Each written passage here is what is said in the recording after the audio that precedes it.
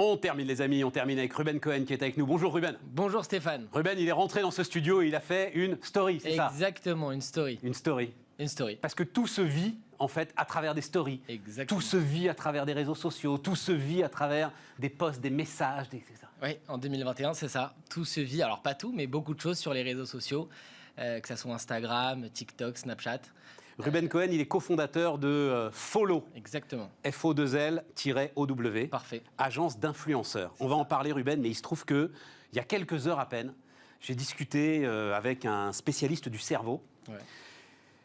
On parlait ressources humaines. Et je lui disais, il y a un truc qui est dingue. Par exemple, je vais préparer l'interview de Ruben.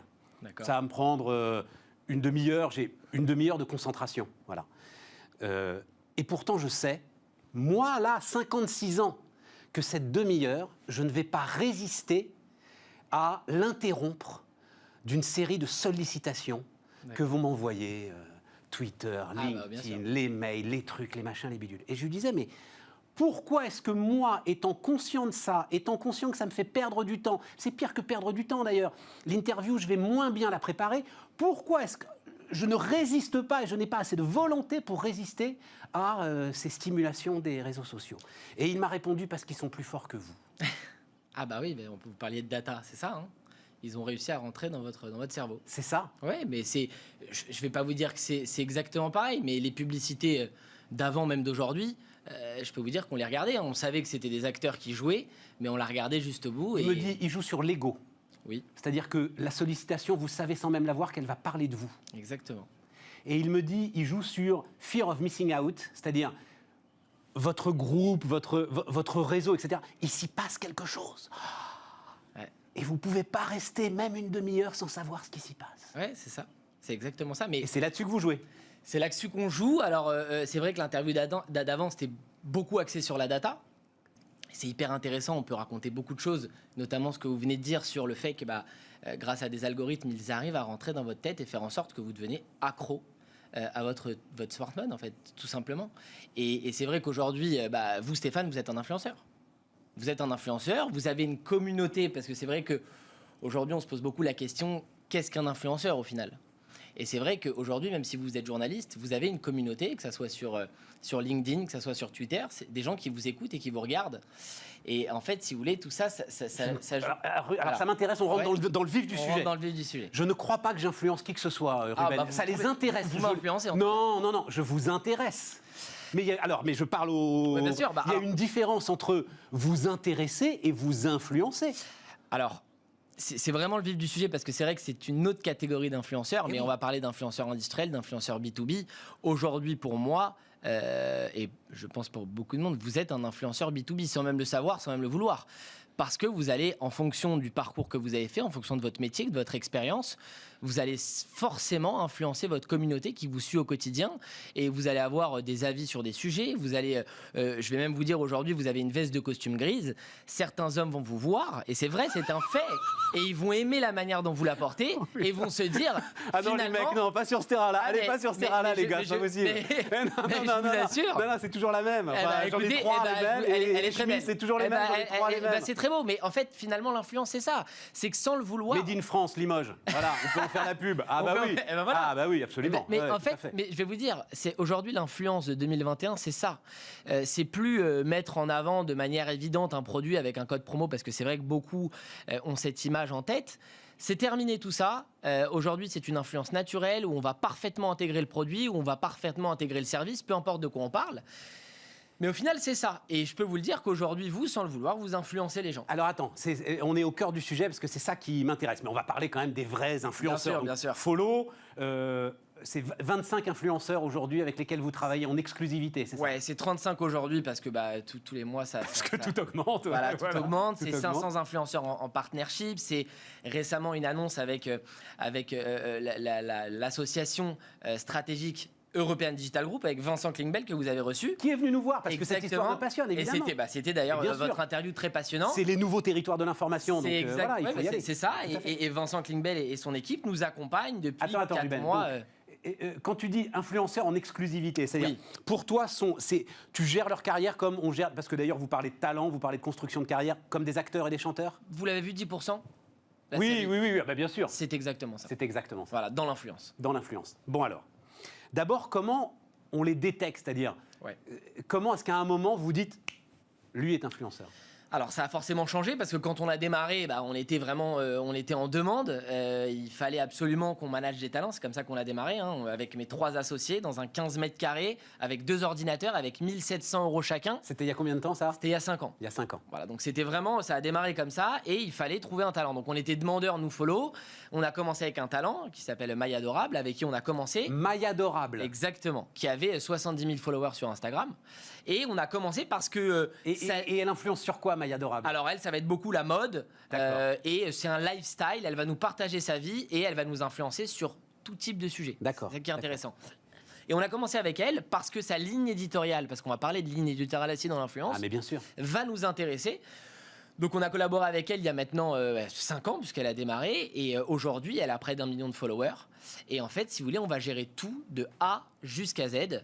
Je peux vous demander le chiffre d'affaires Bien sûr. d'un influenceur comme Maya Adorable, non, par d'un exemple? influenceur, c'est beaucoup trop variable, et surtout que au fil du temps, ça a évolué, donc j'ai pas son chiffre exact, je croyais que vous parliez de follow, mais un influenceur macro, parce qu'on parlera après Voilà, des un différents influenceur macro. types, peut gagner entre 5 000 et 30 000 € par mois. C'est pas non plus Ah non, phénoménal. non, non, alors, à bien c'est ça, distinguer, hein, je je suis sais presque que- un peu déçu, en fait. Non mais alors attention, il y a 2 catégories aujourd'hui sur le marché de l'influence. Il faut vraiment bien qu'on distingue parce que je sais qu'il y a eu un certain buzz autour d'une affaire, c'était autour de la télé-réalité. Ouais. Et c'est vrai que ce n'est pas du tout les mêmes secteurs de l'influence. Sur la télé-réalité, il y avait à avoir des montants beaucoup plus gros. Certains ont entendu parler de 300 000 € avec une influenceuse qui vivait à Dubaï. C'est un autre business model, c'est d'autres types de produits C'est qui quoi, sont... et pourquoi? C'est quoi la différence? En fait, si vous voulez, c'est qu'aujourd'hui, nous, on donne aucun salaire à nos influenceurs, il n'y a pas de fixe, on va contrôler tous les produits, et c'est là où quand je vous parle de A à Z, c'est-à-dire qu'il y a une étude minutieuse sur le type de produit qu'on va recommander à la communauté, c'est quand même très important. Mais évidemment. Vous avez dû Et sûrement... alors, attends, voilà. mais non, mais c'est la question que je voulais poser, Bien sûr. c'est-à-dire, alors, restons avec Maya Adorable. Donc, Oui. elle connaît la mode, etc. Elle Exactement. adore ça, elle est passionnée. adore ça. Bon, c'est elle qui va choisir et qui va dire, je veux faire la promotion de ce truc-là, va voir la boîte et faisons-en un contrat, ou c'est dans l'autre sens que ça se passe? Très bonne question, et ça va vraiment c'est sur les 2 sens. Ça peut être sur les 2 sens. Avant... Mais il faut qu'elle l'aime quand même, ce produit Maya il Adorable. n'y a pas le choix, sinon Voilà. c'est compliqué. Alors après... Sinon, c'est de la pub. Sinon, c'est de la pub, exactement. Et là, on rentre dans quelque chose de beaucoup moins authentique. Et nous, par exemple, chez Follow, notre critère principal, ça va être l'authenticité. Si l'influenceur n'aime pas le produit, il ne saura pas le vendre Voilà. et le mettre en avant. Donc ça, c'est très important. Et c'est pour ça, parce que vous avez démarré il y a 5 ans, et moi je me souviens très bien, il y a 5 ans, c'était il y a 5 ans, on va dire la première crise des influenceurs. Je me souviens très bien de L'Oréal à un moment disant, non mais dites donc les gars là, Ouais. est-ce qu'on n'est pas en train de se faire totalement fourvoyer sur des chiffres de vues Bien sûr. qui sont bidonnés, des chiffres de followers qui sont bidonnés, etc. etc., etc. Mais Voilà. c'est aussi ça qui nous a donné envie de faire ce métier. Voilà. C'est qu'à un moment donné, il fallait contrôler ce marché de l'influence parce que vous parliez de data tout à l'heure. On est capable de fournir des data, on est capable de fournir des chiffres qui parlent énormément aux annonceurs. Et un influenceur qui recommande tout bêtement un produit en le mettant en avant avec un code promo, c'est vrai que L'Oréal, quand s'est rendu compte de ça, ils se sont dit, attendez, là ça va plus. Ça s'appelle du téléachat Ça finalement. s'appelle du Et voilà, téléachat. ça s'alle du Exact. téléachat. Mais bon, Qui le est très- non, mais téléachat ça- marche quand même très très bien. Mais moi j'aime tous les Sur- vendeurs du sur monde. une autre moi. cible, mais le téléachat, Absolument, absolument. ouais, bien sûr. Absolument, tout à fait. Mais c'est pas la même chose, on est d'accord. Non, c'est pas la même chose parce qu'encore une fois, sur un téléachat, on va prendre des produits et de manière brute, on va les mettre en avant. C'est un système qui marche très très bien sur une cible particulière. Là, c'est plus, voilà, on va raconter une histoire autour de quelque chose. C'est ça au final le métier de follow. Nous, on va exercer 3 choses pour vous raconter nos 3 expertises. On va être manager d'influenceurs, agent d'influenceurs, c'est la première expertise. C'est comme ça qu'on est né. La deuxième expertise, c'est qu'on va accompagner les marques. On va servir de ça, le fait de connaître parfaitement le marché des influenceurs, pour accompagner les marques et leur proposer des stratégies. Donc quand je vous parlais d'authenticité, d'histoire, c'est ça qu'on va proposer aux marques, comme on a pu le faire avec des marques comme Samsung récemment, ou avec même Célio. On a fait une campagne B2B. Célio. Avec Célio, qu'on est en train Le de... retour des années 90, dites donc. le là. retour des années 90. Vintage. Ouais, très vintage, mais on vient de faire une campagne sur LinkedIn. Donc on parlait Mais oui, mais alors, prends-moi l'exemple de Célio. La différence avec la pub, c'est quoi? C'est que tu as un influenceur qui va être super content de porter des Alors pantalons non, Célio. justement avec Célio, c'est une autre stratégie. Ah ben oui. Donc, alors, Et tu sais quoi, quand j'étais jeune, parce que j'ai été jeune à un moment, un gars qui était pas très très bien habillé, on disait toi t'es mannequin chez Célio. Donc il y a quand même une image dans les années 90 qui est pas super top pour Célio quand même. Oui, mais alors c'est exactement le même challenge avec Jennifer.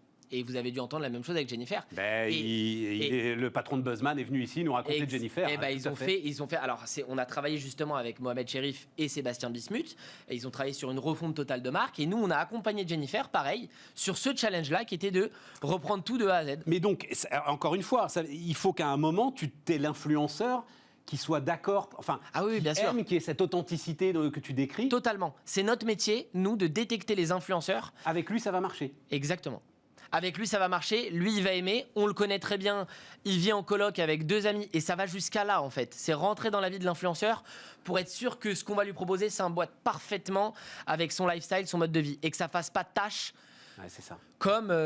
Et c'est là où ça ne marche pas. Ouais. Micro-influenceurs. Alors, tu me disais, il y a les macros et les micros. Alors, il y a les macros et les micros. Les macros, c'est les influenceurs qui vont avoir une communauté de plus de 300, 400 000 followers. Et les micros, c'est ceux qui vont être en dessous, c'est les plus petits influenceurs qui vont avoir 5000, parce que j'allais me prendre comme exemple, moi aujourd'hui j'ai 5000, 7000 followers sur Instagram, je suis nano-influenceur. Donc c'est encore plus petit que micro, mais vous rigolez, mais ça marche très bien. Mais j'ai pas de doute. Et pourquoi ? Et je vais vous dire, parce que le taux d'engagement est très important. Mais ouais. C'est-à-dire que si demain, moi là j'ai fait une story en arrivant Bismart, Ouais. et j'ai eu des retours. Génial. Parce mais que, je suis ravi, moi. mais parce c'est pour que- ça que je vous invite. C'est très bien. Et tu vois, Alors, le vous allez- truc, voilà. Vous allez m'inviter plus souvent. Là. Mais voilà, absolument. Non mais alors les gens m'ont posé la question parce que je suis pas habitué à faire des stories Mais ouais, de puis c'est quoi promotion. Bismart Exactement. D'où ça sort C'est quoi qu'est-ce que Bismart? c'est Qu'est-ce que tu vas y truc faire? Qui va te présenter? Quel est le journaliste? Voilà. C'est là où je me suis mis à parler de vous, de Mais votre veste ouais. de costume. Mais exactement. Le gars est un peu ringard, mais en fait, il est vachement sympa, etc. Mais donc c'est ça la nano-influence. Donc il y a la nano, il y a la micro, et il y a la macro. C'est les influenceurs qui ont une énorme communauté, qui ont réussi à fédérer des communautés monstrueuses, où ils vont réussir à impacter sur les chiffres, impacter sur les ventes, etc. Bon, c'est la communication des marques de l'avenir, c'est-à-dire il faut qu'elles se disent, parce que là, les entreprises qui t'écoutent, qui te regardent et Bien tout, sûr. c'est très sympa, machin, mais il faut qu'elles y viennent d'une manière ou d'une autre. Alors je pense Que Samsung, ça m'impressionne quand même, tu vois. Samsung, ouais, c'est assez dingue. La marque, elle n'a pas besoin de notoriété, quoi. Bah, c'est ça qui est fou, Elle en a fait. des sacrés canaux pour promouvoir ses... C'est ça qui est fou. Aujourd'hui, l'influence, ça a permis beaucoup de choses pour les marques. Et effectivement, on est en 2021. Si vous n'êtes pas aujourd'hui sur les réseaux sociaux, si vous n'êtes pas ultra présent, c'est quand même préjudiciable pour votre marque.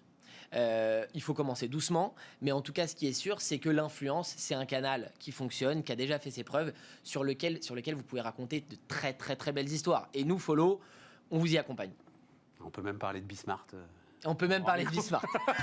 Ruben Cohen, allez, le cofondateur de Follow, qui était notre Merci invité beaucoup, Stéphane. sur Bismart. Et les amis, on se retrouve lundi. On va souffler un petit peu ensemble.